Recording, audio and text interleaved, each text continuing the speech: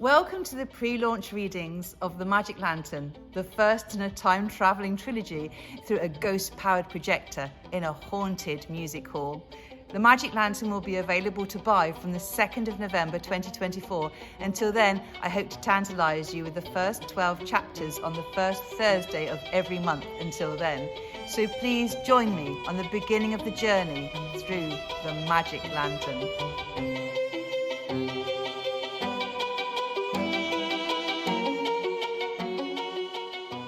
The Magic Lantern, Part 1, The Magic Lantern, Chapter 1, Tam. It was the longest, darkest night of the year, and much of the city had already closed doors, lit lamps, and stoked up fires to fend off the bleakness. Only a few brave souls were out wandering the streets, wind-driven, icy sleet whipping their faces, the biting cold penetrating their clothes. One of these brave souls, battling the elements in his third-hand woolen coat, was 17-year-old Tam Murray. And although he didn't know it at that moment, tonight would be the most significant night of his life. For tonight, he would die. A fresh blast of bitter wind brought with it what sounded like a woman's high, desperate scream. Tam shivered, his spine tensing. Was it a scream or the howling of the wind? He was just about ready to convince himself it was only the wind when he heard it again. A high, desperate shriek, then silence for a moment, then a scream again, louder, higher, more desperate, and it sounded like she was screaming his name. Tam shouted back, "Nellie! Nellie! Is that you?" Nellie was Tam's sweetheart. Every week, he was sent to collect the films from St. George's Cross by Mr. Pickard, his employer. And every week, Tam and Nellie would meet briefly in the street. They had kissed, arranged to meet the following night in town. Then Nellie had returned to her work, while Tam continued his errand. They had only parted a few minutes ago. What could have happened in a few short minutes? "Nellie!" he shouted again. A man's voice carried back to him on the wind, shouting one single, terrifying word. "Murder!" Tam hefted the sack of film canisters he was carrying further up onto his shoulder, turned on his heel and jogged in the direction of the cry, the film canisters clanking noisily as he ran. As he turned up a dark lane, a cloaked figure came hurtling towards him. They ran straight into each other. The two fell in a tangle, and in the glow of the moonlight through the parting clouds, Tam saw his assailant's blood-smeared face, a face he recognized. "You," he uttered in surprise. This was the last person he had expected to meet in a dark alley.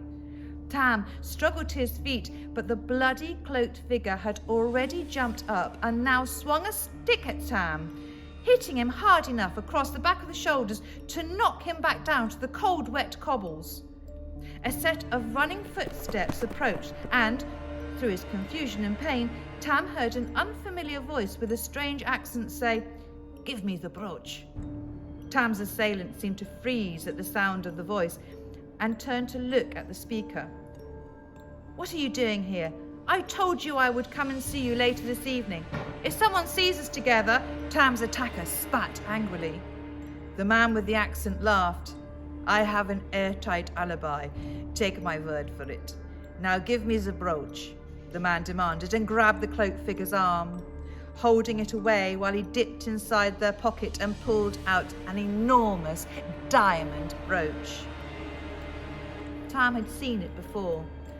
Miss Gilchrist always wore it. She said it was a family heirloom, a bit of Victorian paste of no real value. Why would anybody want to murder her for it?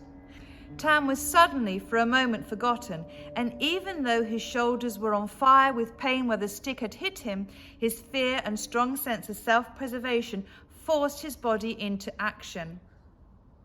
He stretched out his arm, reached for the canvas sack he had been carrying, grabbed it and swung it as he sprang to his feet, striking a lucky, nose-breaking blow at one of them. Tam didn't see which. He was already running. He ran as fast as he could up the dark, narrow lane, burst out onto the gaslit street beyond and kept running. He wasn't sure if he was being chased and didn't dare stop to look behind.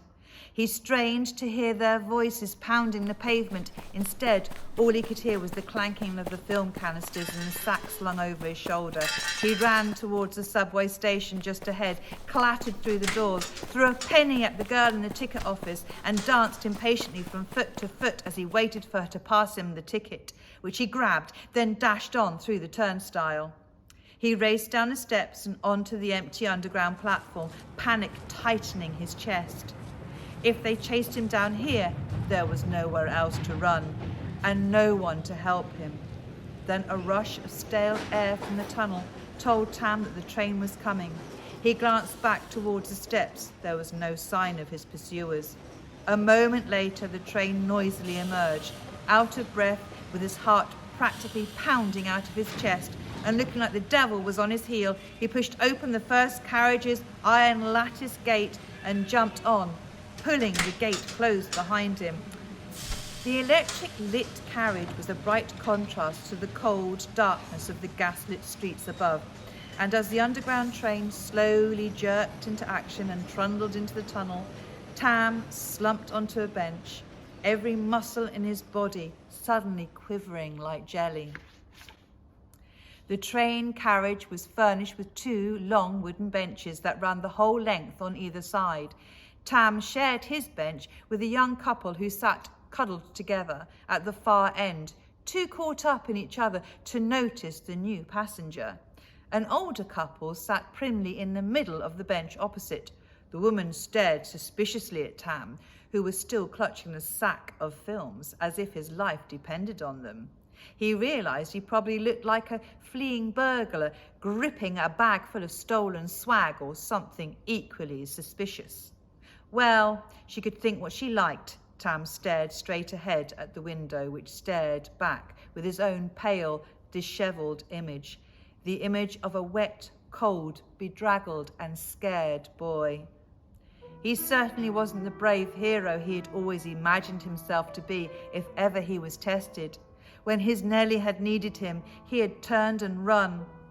But it couldn't have been Nellie they murdered. They had old Miss Gilchrist's brooch. Nellie was Miss Gilchrist's maid. She had been out buying the old lady's evening paper when they had met briefly 15 minutes earlier. Had Nellie returned from her errand to discover the old lady's murdered body? Is that why she had screamed? He silently prayed that she was all right. When he got back to work, he would go to Mr. Pickard's office and ask him to telephone the police. Tam worked at the Panopticon, a music hall and funhouse on the Trongate in Glasgow, which boasted everything from variety acts and the latest moving pictures to an attic carnival and a basement zoo. He didn't have any specific duties. He'd only started working there a few months earlier, but it was his dream to become a moving picture projectionist.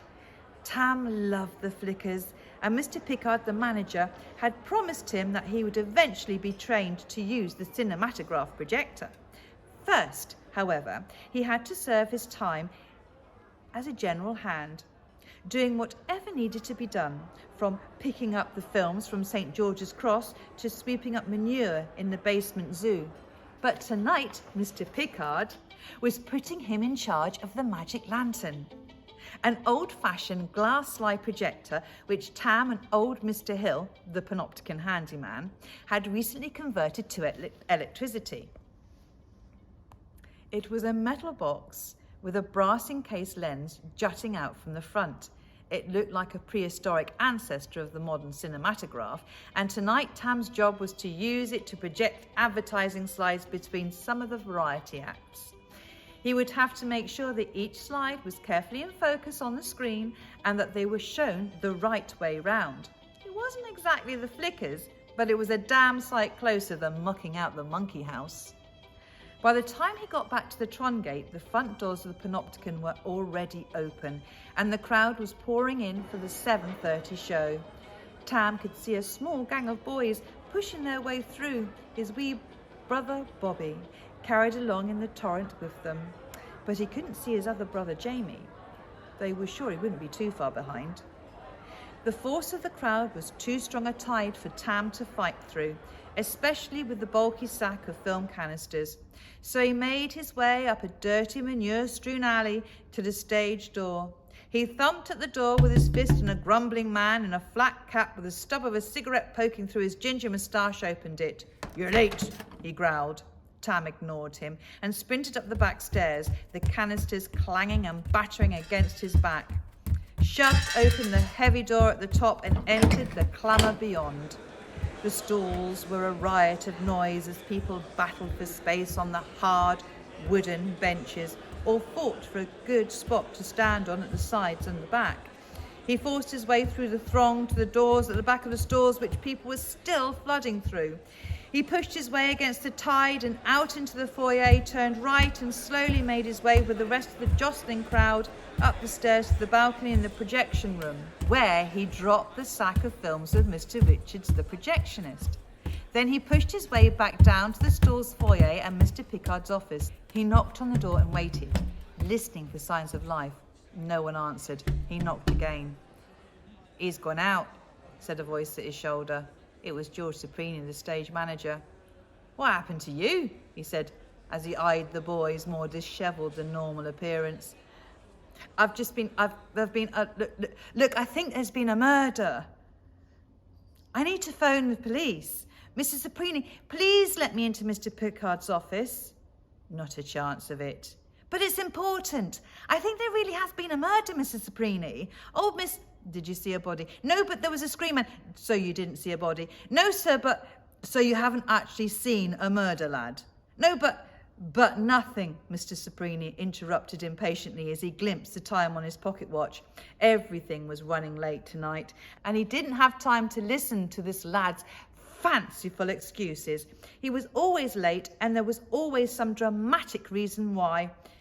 "Get to your job, lad, or you'll be seeing Mr. Pickard to get the sack." "But Mrs. Saprini," Tam began. But Mrs. Saprini had no time to listen to another word and was already gone, swallowed up by the crowd. "Mrs. Saprini, I think an old lady's been murdered. I saw the murderer covered with blood," he called after him, his voice lost in the melee. Tam forced his way through the excited crowd to where the magic lantern stood on a slightly raised platform at the back of the stalls. A group of men in cloth caps and woolen jackets already crammed the platform, puffing away on woodbine cigarettes. "Gonna move!" he shouted at them above the sound of the band, which had suddenly begun to play a rousing and very loud overture. The men moved to allow Tam to squeeze past. He got into position behind the magic lantern and began readying it for the first advertisement of the evening. He barely noticed the first two acts as he fiddled with the newly installed electric light bulb, making sure it was secure and checking the wires were nice and tightly screwed in, desperately trying to forget his recent terrifying escape from his would-be murderers. The third act, a group of high-kicking dancing girls, were just finishing their routine to rousing approval from the audience when Tam finally looked up from his task. As the dancers left the stage in a flurry of colourful petticoats, a scream tumbled into place and Tam switched on the magic lantern. The electric bulb flared brightly into life, cutting a brilliant tunnel of light through the thick, tarry darkness of the smoky auditorium. He peered through the smoke at the screen to make sure the image was in focus. An advertisement for the next week's show was clearly visible, but he didn't really see it. No matter how hard he tried to concentrate, his head pulsated painfully, and all he could see was the blood-smeared face, bloody hands, and murderous looks of his attackers. His heart beat fast with the memory as he fumbled in the dimness to change the slide. His palms were sweating, and he nearly dropped the fragile square. "I should go to the police now," he thought. "I should have run straight to them instead of coming back here." He slid the next advertisement into place, a colourful picture of a lady in an apron pointing to a blackboard with the words, "Go early to bed, drink camp when you rise, and you will be healthy, wealthy and wise." After staring at it for a few seconds, he pulled out the advertisement and turned the magic lantern off. As the screen rolled back up and disappeared above the proscenium arch, the next act was introduced, and the audience roared their approval as a funny little chap with rosy nose and cheeks, wearing a ridiculously long kilt and oversized sporran, stepped onto the stage and began a comic routine. Tam scanned the packed, smoky music hall, watching the people laughing and shouting at the comic. Old men bared toothless gums as they cackled. Mothers rocked with laughter, their babies wrapped in woolen shawls. Young men guffawed, and their young ladies giggled. His eyes wandered up to the horseshoe-shaped balcony above that swept around the edges of the music hall, where, through the smoky tendrils that hung like low cloud, he could see a gang of boys leaning over the front. He could see his brother Jamie had joined them. A few short years ago, he had been up in the balcony, enjoying the relative freedom of naughty boyhood. Other things occupied him now, though. His gaze returned to the stage. Then, out of the corner of his eye, he saw them, his attacker, and the man with the accent from the lane. The feeling of panic, which he had been trying to suppress, began to rise again as their faces bobbed among the throng. There was menace in their eyes, and it cut through the dimness to hit Tam square in the chest as panic became pure terror. Surely he was safe here among all these people, he reasoned with himself. But the crowd seemed to part for them. A few moments later, they stepped up onto the little platform at the back of the stalls and flanked him. Nothing was said as Tam looked from one to the other, the fear shining in his eyes. Heckling and laughter filled his ears. He cried out for help, but the yell was drowned in the joyous shouts and cheers of 1,000 others. Then he felt a sudden pain in his left side, as if someone had punched him. Tam looked down and saw a sharp blade glint and drip with blood. His blood? It must be. His hand found the wound and came up wet. He looked into the face of his murderers, for he was sure now that he was dying. They were laughing heartily, as if enjoying a joke with him, the cloaked figure casually wiping Tam's blood off the knife with a delicate handkerchief, initialed with the initials AB. He still could not believe that this person whom he had thought to be good and kind could in fact be so deadly. The tears wet his pale cheeks as he felt his life ebb away. The world went black. And that is the end of chapter 1. I hope to see you on the first Thursday of December for chapter 2.